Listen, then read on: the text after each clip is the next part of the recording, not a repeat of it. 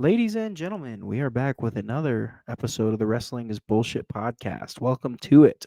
Gonna talk the first 10 days of November as it is November 10th, a Monday. And then we are going to talk about what's ahead in the upcoming week in the world of professional wrestling. So let's go ahead and get right into it, shall we? Only one big bell for bell, or bell to bell, if you will, result to talk about this week in the world of pro wrestling. And that is Chelsea Green regaining the Women's United States Championship against Julia on SmackDown. Chelsea Green has indeed, I think, in the opinion of most, been the best Women's United States champion in that title's short history. So putting the title back on her makes a lot of sense, and I'm very glad that that happened. Really, guys, that's about it for anything of significance to take away from the past week in the world of professional wrestling. Other bits and pieces come in the form of news, right? I would say that I have three pieces of news for you before we get into the watch list, and two of the three are in kayfabe. So we'll start with those two. The first bit of news: AEW has announced that the inaugural AEW National Champion will be crowned in a casino gauntlet match at Full Gear this month.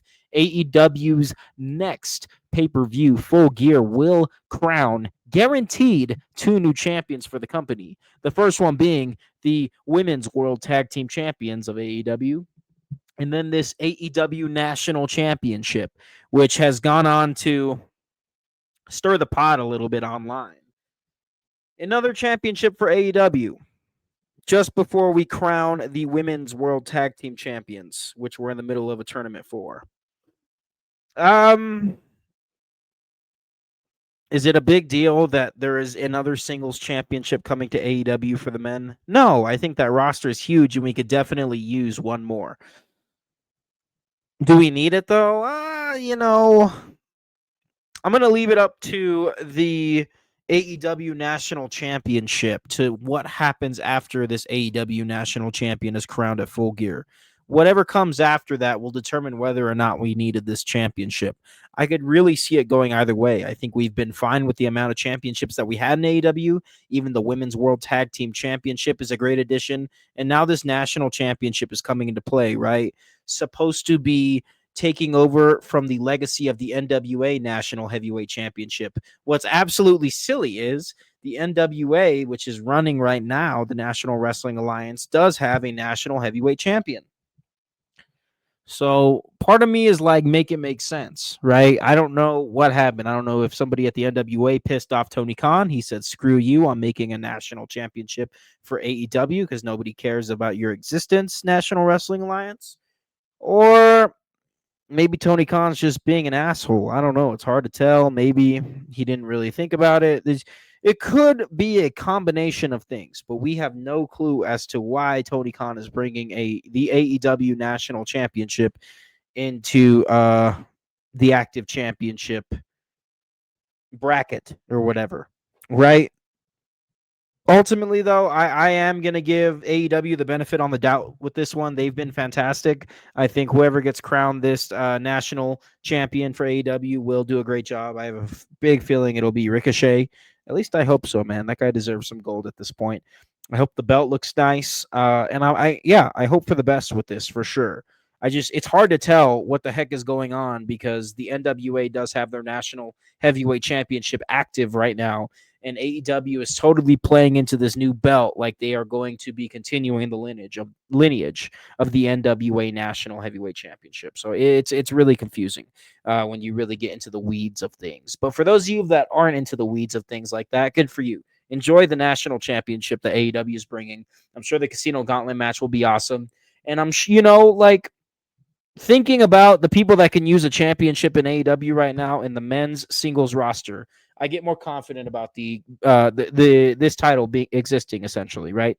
I think that this will be a good fit for where AEW is at right now, as long as they crown a good champion, have some good reigns, which I'm sure they're more than capable of doing, and we'll go from there. Now, the second of two stories in kayfabe, if you will, for the news section of today's show. Drew McIntyre is suspended indefinitely from WWE. Now, This seems to be part of a storyline because it is not something that has been reported on backstage before it happened. It's not anything like that. This was a bombshell that was dropped on this past episode of SmackDown where Nick Aldis suspended Drew McIntyre from WWE indefinitely.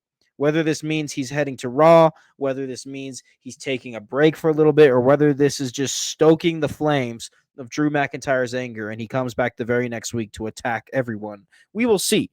But I definitely think it's worth keeping an eye on SmackDown for.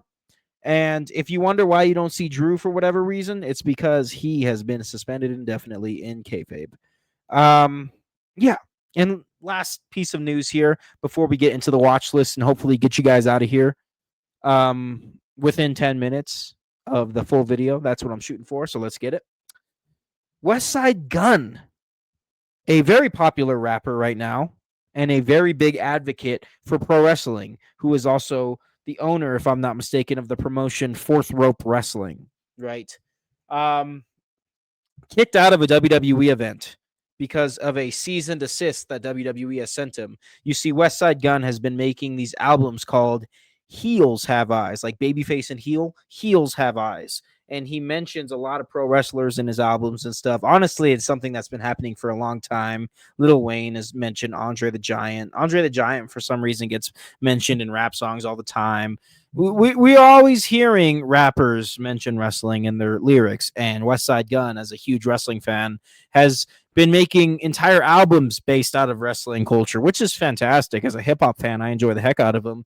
But WWE, more so TKO than WWE, hasn't been enjoying this. They've sent Westside Gunn a cease and desist because they do not appreciate Westside Gunn using the names of WWE talent, which is the most TKO thing I've ever freaking heard, man.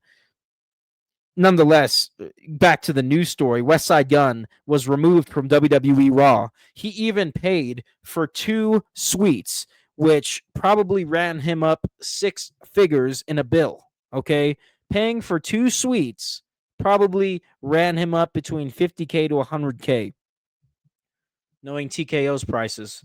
And this guy's removed from the arena, right? He has been a huge advocate for pro wrestling in the hip hop space. He has broken through into the wrestling business, not as a wrestler, but as a promoter.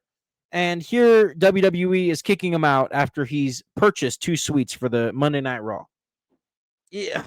It's just sickening. It's just that TKO corporate greed that has been cursing WWE since this stuff has come together. It really has deteriorated what has been a fantastic WWE product slowly over time. Not saying that WWE is, in the dumps or anything. They were just doing so well with the exit and departure of Vince McMahon. And now here we are having the TKO deal come through as of a couple of years ago. And ever since then, man, things have deteriorated. Ever since then, the return of that corporate, disgusting, greedy feeling that WWE has had in their worst days is present. All right. It's a real shame. We see the ticket prices skyrocket. We see the mat filled with slogans and advertisements. We see matches completely utilized for advertisements. Honestly, I don't mind the advertisements. I just, when you hear things like this, Westside Gunn, who has been at this point a huge figure in the wrestling and hip hop community, you start to get this bad taste in your mouth with WWE and TKO. It's almost getting to the point where the straw is absolutely breaking the camel's back. These ticket prices are ridiculous. The fumbling of key storylines has been ridiculous. And here we are watching Westside Gunn get kicked out of Raw. Why? Bullshit. Bullshit. Okay, that's all I got for news. Let's get into the watch list, guys. We have 4 shows to talk about here. The first one happens tonight, Monday Night Raw.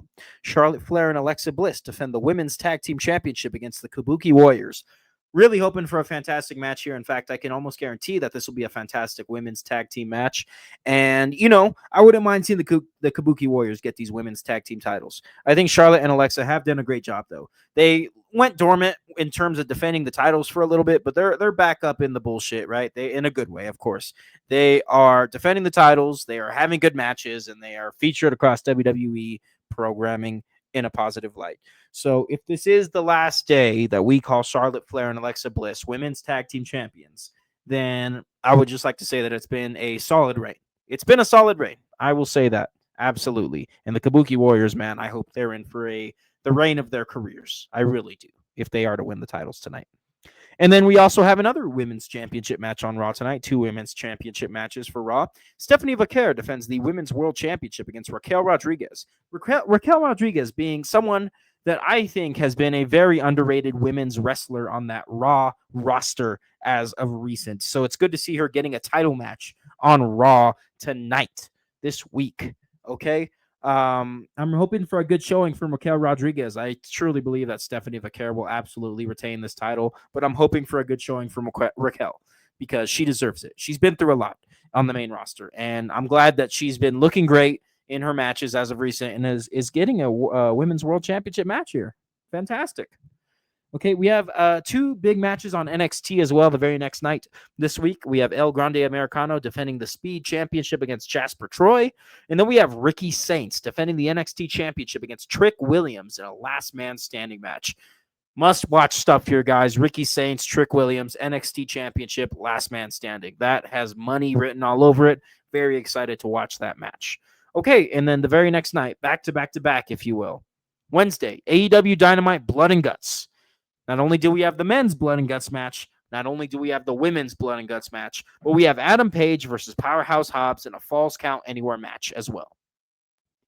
AEW Dynamite Blood and Guts. You know you gotta. I don't care if you're the most loyal WWE mark. You watch an AEW Dynamite Blood and Guts. You have to. Who isn't, right? I feel like the fans do turn in. The fans do turn off the tribalism for one night and do watch AEW Dynamite Blood and Guts. That's absolutely the case. Okay, maybe. Last but not least, I want to shout out a premium live event that TNA is putting on this Friday. TNA Turning Point, happening this Friday. No matches announced for this premium live event of TNA's. Tell me how that works. TNA Turning Point is a premium live event that TNA will be putting on this week in a matter of days, and there is a total of 0 matches announced for it. I'm sorry. I don't know. That's a blunder to me, guys. That's a freaking blunder. Here I am trying to advertise marquee matchups in the world of professional wrestling that you should watch this week. I'd be happy to tell you to watch TNA Turning Point this Friday. You only got to pay like $10 for it. You can watch it with a monthly subscription to TNA Plus, which is like $10 a month. Pay the $10 one time, see if you like it. If not, no big deal, right? It's $10. I would love to tell you to watch that, and I would love to advertise some matchups that will be on that card. But there's not a single one confirmed. Make it make sense, y'all. Make it make sense. Okay, I love TNA. I do not enjoy dogging on TNA. I want TNA to be a prosperous brand, a prosperous promotion in this world of professional wrestling in 2025 and beyond. But this, I mean, come on.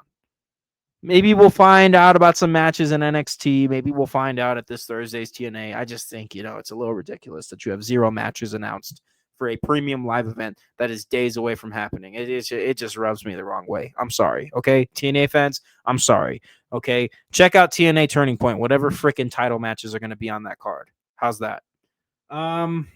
That's it, guys.